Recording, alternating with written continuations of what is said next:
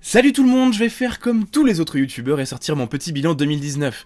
Bon, moi c'est ma première année et j'ai envie de croire que c'est important. Et ça a été une année incroyablement riche, pleine de belles rencontres, de beaux projets et de moments incroyables. Alors oui, je fais ça en voix off aujourd'hui parce que je dors très mal en ce moment et que j'ai une mine affreuse et puis comme ça je vais tout écrire. Ça va aussi faire une vidéo moins longue, vous me connaissez quand je commence à parler. Je vous propose donc de faire ça en 3 parties, un peu de chiffres parce que j'aime les stats comme on dit, et puis quelques infos financières si ça vous intéresse, enfin les projets, ambitions et petits teasing de 2020. J'ai lancé le projet Histoire appliquée en test, sans publicité, en octobre 2018, le 16 pour être précis.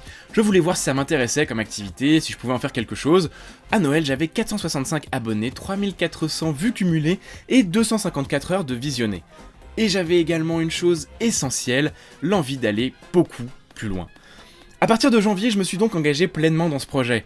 Un an après, nous voici à 55 000 abonnés, soit 118 fois plus que l'année dernière, 1,6 million de vues, c'est-à-dire 470 fois plus qu'à Noël dernier, et une multiplication par 870 des heures de visionnage pour un total de plus de 221 700.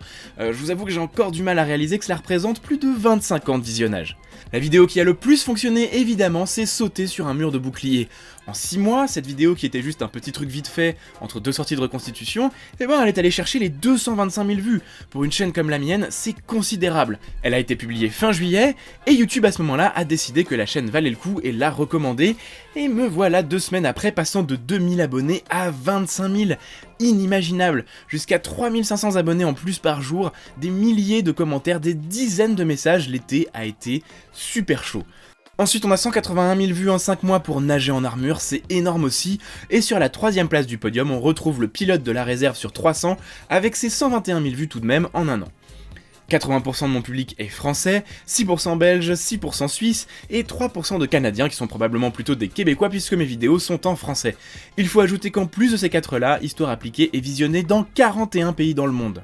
Majoritairement, mon public est surtout entre 25 et 34 ans, environ 40%, 30% de 18-25 et 13% de 35-44 ans. La chaîne compte 45 vidéos sorties en 1 an et 3 mois, mais également 3 apparitions dans les productions d'autres vidéastes et une collaboration sur celle de Thomas Laurent. Cette vidéo qu'on a tournée ensemble, l'objet gaulois le plus mystérieux, c'est une de mes préférées de cette année. Foncez la voir si ce n'est déjà fait, on a été tourné en Auvergne avec des gens très compétents derrière ce projet, c'est vraiment à ne pas manquer. Allez, on attaque le bilan financier. Bon alors ça a l'air sérieux comme ça, mais c'est surtout pour vous donner une idée du fonctionnement de la chaîne cette année de ce côté-là, et où est parti l'argent des abonnés finalement. Cette année j'avais donc fait le choix de donner une chance à la chaîne en mettant toutes mes réserves personnelles dessus, et pouvoir me permettre d'être à temps plein sur cette activité. Évidemment j'arrive au bout de ces réserves et j'ai dû mettre en place progressivement des moyens de financement de la chaîne, à savoir actuellement Tipeee, Utip, Etsy, les produits dérivés et les opérations commerciales. Le Tipeee, c'est la première chose que j'ai mise en place au printemps dernier. C'est du microfinancement, vous pouvez choisir de faire un don unique ou de donner chaque mois comme un abonnement. Actuellement, vous êtes 70 tipeurs pour environ 200-250 € de revenus par mois. Et ils sont très précieux ces revenus. Ils me permettent de supporter tous les petits coûts de la chaîne. Changer de micro, avoir des batteries de rechange, racheter un câble, des matières premières ou des outils pour l'atelier. Tout ça c'est possible grâce aux tipeurs. Merci énormément à vous. Tipeee c'est un outil formidable parce qu'il progresse gentiment. C'est un vrai soutien que je peux voir facilement, qui évolue et qui fait chaud au cœur, c'est très réconfortant.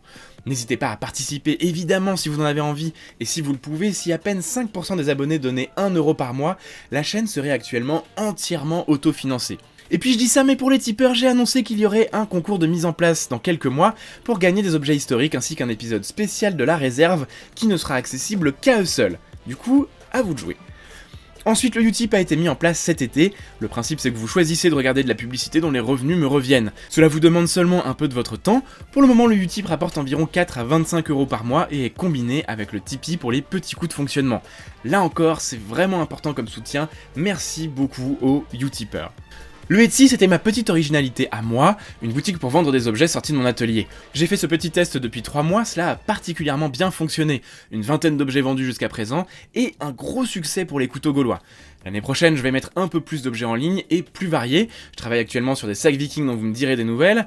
Il y aura aussi des objets plus gros comme des armures lamellaires que vous avez vu dans la dernière vidéo d'atelier, mais aussi une épée gauloise probablement. Et puis, quelques partenariats surprises avec des artisans d'art et d'histoire, mais ça je vous en parlerai un peu plus l'année prochaine. Il y a eu ensuite la boutique de produits dérivés lancée en décembre et 60 produits déjà vendus. Je ne m'attendais pas à ce que ça vous intéresse autant. N'hésitez pas à me dire ce que vous en pensez, les premiers objets sont arrivés il y a 2 semaines et j'ai déjà pas mal de retours très positifs. J'ai hâte de recevoir les miens. Oui, parce qu'en fait j'ai commandé les miens à la fin du mois et que je ne les ai du coup toujours pas reçus. Voilà, bah ça va arriver à un moment et je serai très content. Voilà. Et enfin, parce que c'est important d'en parler, j'ai pu faire 2 sponsors pour le jeu Raid Shadow Legends qu'on ne présente plus. Comme j'ai choisi de ne pas monétiser mes vidéos, les sponsors sont indispensables à la survie de la chaîne. J'ai pu entièrement changer le matériel avec et réinvestir tout dans l'amélioration de la qualité des vidéos, que ce soit la lumière, le son ou bien évidemment les prises de vue. L'année prochaine, il y aura probablement plus de sponsors, en tout cas je l'espère et je vais aller en démarcher, parce que c'est quelque chose qui fonctionne, ça évite la publicité intempestive, et finalement ça permet de financer la chaîne correctement sur une base solide. Car oui, puisque mes réserves financières sont épuisées, si je veux continuer à tenir le rythme de la chaîne autant que ce que je faisais jusqu'à présent, c'est-à-dire un temps plein, il va falloir la financer. C'est pour ça que Tipeee et les autres plateformes sont évidemment très importantes, mais que les opérations commerciales vont devenir déterminantes. Alors évidemment, ne vous inquiétez pas, ça ne sera jamais au détriment du contenu. C'est d'ailleurs pour ça que je choisis cette méthode plutôt que la monétisation. Donc encore une fois, je vais avoir besoin de votre soutien plus que jamais. Si vous ne pouvez pas donner, n'hésitez vraiment pas à mettre un pouce bleu, un commentaire et partager sur toutes les vidéos. C'est indispensable pour moi et ça me permet justement de discuter plus facilement avec des sponsors intéressants grâce à vous. Allez, assez parlé de finances, on passe au projet 2020, et il y en a. J'ai déjà posé 46 sujets pour l'année prochaine, sans compter les imprévus, les idées soudaines, l'actualité, les films qui sortent, etc. Il y a pas mal de collaborations de prévues, et encore plus que j'ai envie de faire. Globalement, j'ai rencontré beaucoup de gens bienveillants, sympas et ouverts dans ce milieu, et avec certains ça a rapidement connecté pour des idées autour de l'histoire, mais pas uniquement, et vous verrez ça. La première de l'année sera pour janvier avec Fred de la chaîne Hero.com sur Kingdom of Heaven.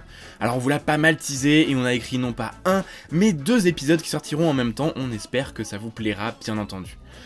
Ensuite, 2020 devrait marquer la fin de la première saison de La Réserve, où l'on va aboutir à l'issue de cette première question fil rouge, pourquoi respecter l'histoire dans un film ? Il reste encore 6 ou 7 films à faire et je sais déjà lesquels, on devrait bien s'amuser. Évidemment, j'en ai déjà parlé un peu ici ou là, mais un des gros projets 2020, c'est le stream. J'ai fait un test sur Pharaon en septembre 2019, et en 2020, il y aura donc un rendez-vous chaque semaine sur la chaîne Twitch Histoire Appliquée pour parler de jeux vidéo, d'histoire, et évidemment de jeux vidéo historiques. Ce sera l'occasion de découvrir des jeux, discuter crédibilité, adaptation, mais aussi de bavarder de plein de choses si vous en avez envie.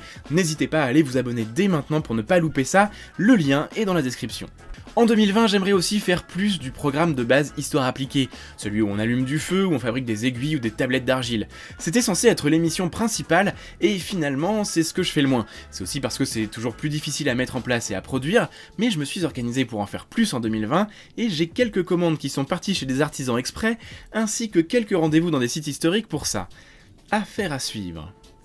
Les gros projets pour 2020, alors j'ai une envie de construction. De maisons, oui. Non mais de maisons historiques évidemment. Alors ça je suis en train de monter gentiment le projet, si ça se fait ça va être complètement fou.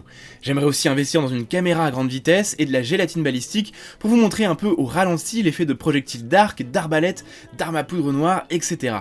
Et on va tester des choses complètement folles. Mais la première chose que je vais faire en 2020, c'est construire une forge et une fonderie pour le bronze dans l'atelier. Et ça, j'aime autant vous dire que ça va envoyer.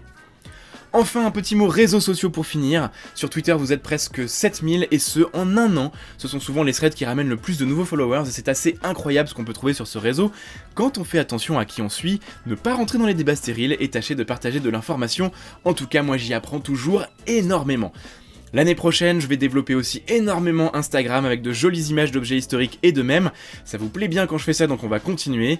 Et bien sûr, du making-of d'atelier. Donc rejoignez Twitter et Instagram pour toujours plus de contenu historique puisque j'y publie des choses très différentes. Voilà, écoutez, j'ai fait mon petit tour. Difficile de faire court quand l'année a été aussi riche, surtout pour une première année. L'objectif de l'année prochaine, évidemment, c'est de faire la même chose mais en mieux. Ça a l'air un peu bateau dit comme ça, mais j'ai envie d'y croire.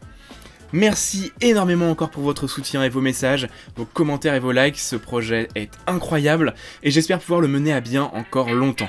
En attendant, je vous souhaite une bonne fin d'année et bien entendu, comme toujours, n'oubliez pas que l'histoire est vivante.